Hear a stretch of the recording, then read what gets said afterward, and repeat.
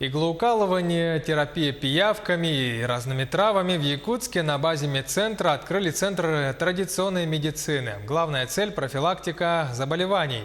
Какие врачи там ведут приемы, кому показана такая терапия? Сюжет Юлии Великодной.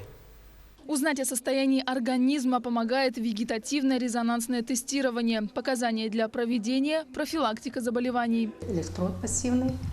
Это ладонями вниз. Я вот биологически активные точки нахожу, и по ним я провожу тестирование.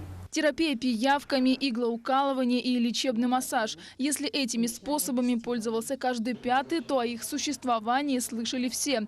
Мы решили узнать, как жители столицы региона относятся к народной медицине. С сомнением. Нет, это не интересуемся. Никогда не пользовались? Нет, никогда. И пользоваться не буду. Нормально отношусь. Пользовались когда-нибудь? Да. И как? Помогло? Да, я пиявка пользовалась. Помогло очень хорошо. Во всем должна быть здравость.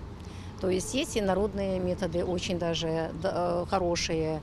Иглотерапия дает эффект. Но главное, чтобы это было в руках специалиста, а не разрешали всем подряд это делать. Действительно, знания и умения врача очень важны. Именно поэтому всех специалистов Центра традиционной медицины принимают на работу только соответствующим медицинским образованием и опытом работы. Мы должны не только укреплять здоровье, но еще и продлевать жизнь каждого гражданина. В этом смысле то, что здесь у нас в Якутске открылся Центр комплементарной медицины, это очень хорошо. Она у нас давно была, потом опять закрылась, но сейчас мы на новой юридической базе открыли и дальше будем развивать это направление. Прием ведется и по восточным методам: остеопатия и мануальная терапия. Есть вид лечения, который относится к якутской народной медицине, основанный на лекарственных растениях. Относится в данном случае к фитотерапии, которую у нас здесь врач будет принимать.